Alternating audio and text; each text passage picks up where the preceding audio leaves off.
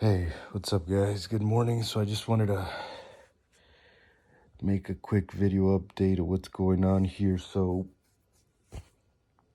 the rheumatologist pretty much gave up on me, didn't want to help me with the paperwork, and it's weird how it happened.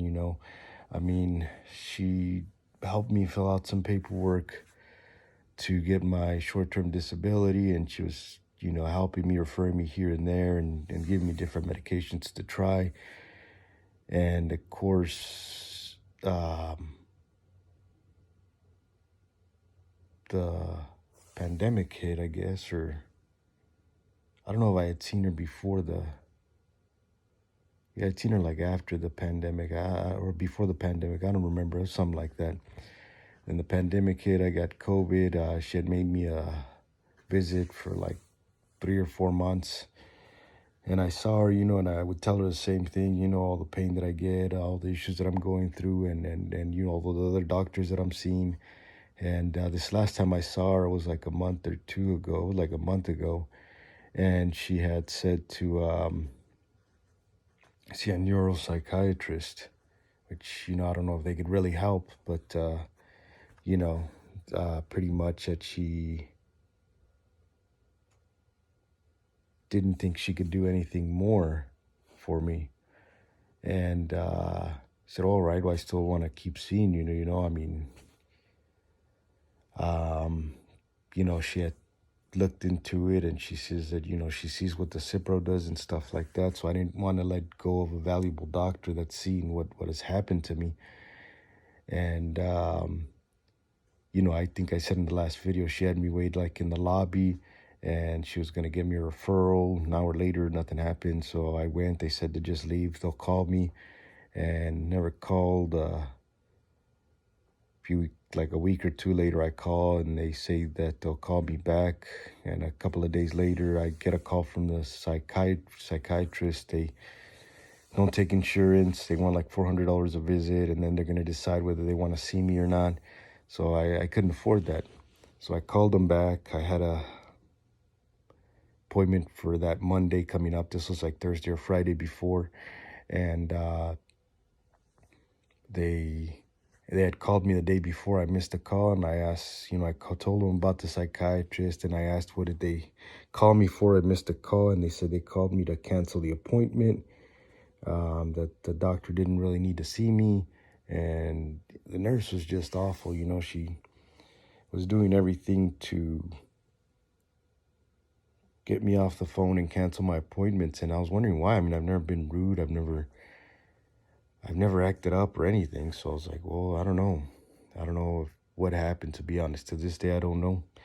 I also noticed that like they blocked my main phone number, but not recently. I think they've done that, within the last month, because every time I call from this phone, it gets forwarded to messages. But when I call from this phone, they answer. So I don't know. The nurse I spoke to last time seemed to have it out for me. She was very upset. I said, well, I still want to see a doctor. Well, no, I can relay a message. And when I relay messages, they never call me back. So yeah, so I don't know. I mean, I don't know. Probably leave a bad review on their Google ads, and probably maybe warn other customers that are potentially wanting to see them, because that's crazy. I mean, I've had doctors say, they don't want to see me. She could have told me herself, hey, I no longer, I'm going to take your appointments, and I would have been fine with it. But it's like they just, and I decided to call them today and see about, what happened. I told them, I think I spoke to a different nurse, and I told her the last nurse I spoke to seemed to have been having a bad day or something. And I mean, I don't know where the disconnect was. Usually doctors, even if they can't help me, they'll still let me place appointments and, try to figure out a plan. And, I've only seen this doctor like 2 or 3 times. But, this is another example of, pretty much like, bullying. Sorry about that. I had to do something. So yeah, it's an example of, like bullying. Doctors just, it's horrible. I mean, I'm gonna see where I can put a complaint because it's happened to me. It's happened to a lot of people that are floxed and probably people that got other conditions. Um, they pretty much, it's like making easy money. It's what I've been comparing it to. It's like cars. I mean, if I go to a mechanic and he's just got to change out a small sensor and he knows it and I don't know it, he's gonna say, "All right, I'll charge you about $200-300. Come back in an hour, cool." If I go to a mechanic and he's got to change out an exhaust system and it's gonna be more work and maybe it's not worth his time, he's gonna say it's gonna cost you $3,000, and he knows that that'll probably make me just leave. When he can just be getting the easy jobs that he could fix right away and get a lot of money. That's what they do.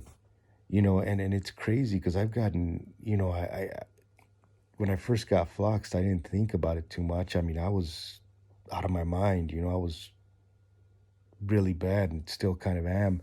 But I mean, I can remember being in the emergency room and all the crap that that happened. And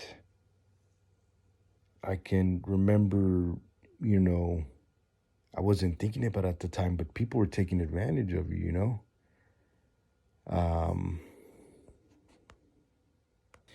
so yeah, people were taking advantage of you. I mean, I remember not thinking about it too much, but I remember going to emergency room up the street and feeling really bad, like I was gonna die or something, and um, making me wait there till they were able to see me. About maybe half an hour, maybe less, maybe an hour. I don't know. And I was there, sat down. Doctor was upset that I was there because I think I had gone there before. Didn't even see a doctor, but I guess he had read some notes or something. And just trying to get me out of there. I think I was there they had me sit down there and then lay down in the bed, and I was out like in half an hour. But I still remember that the front desk person, I guess, the coder or whatever, will see what they could bill you for. I mean, came and then had me sign the papers, and I didn't really look at them. But when it came to pay, I think they had charged me $13,000 for that. And I had insurance, and they paid for most of it, but I still had to pay quite a bit. And it's happened a lot in all these emergency room visits. I mean, how could you charge someone $13,000 to go lay down for half an hour? Don't do anything for them. I understand if they did some surgery or something, but man, I mean, something's got to be done about these doctors. That's why we are the way we are. That's why everybody's so messed up, is these doctors are just, they're putting band-aids on things. They're not really looking into things. They're not looking how they can perfect things, how they can fix things. They're just trying to, I mean, shit, the doctors are probably the ones that started all this opioid crisis. Now they're restricting them from giving these medications, which I don't care. I don't really take them. If I really needed them, I'm sure they would give them to me if I was dying or something. But, you know, being a doctor, man, there's a lot of doctors out there that should be ashamed. The only thing I've done lately is I'm scheduling an appointment with the doctor that gave me the Cipro. See what he's got to say. I'm not gonna go in and try to antagonize him. I'm just gonna go and tell him, hey, this is where it started. Look what happened afterwards. I'm sure he's gonna see all my records and see if maybe he'll want to help me. But there's been quite a few times that I just say, hey, I don't want to see a doctor for the rest of my life. I mean, these doctors are just garbage.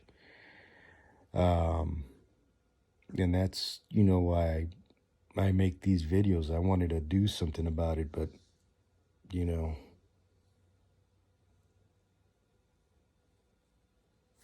takes a lot more people to speak up than just one. We all gotta do something or just live with the consequences. But I'll figure something out. But it's just crazy. It's crazy, you know. These doctors are fucking rats. Not all of them, but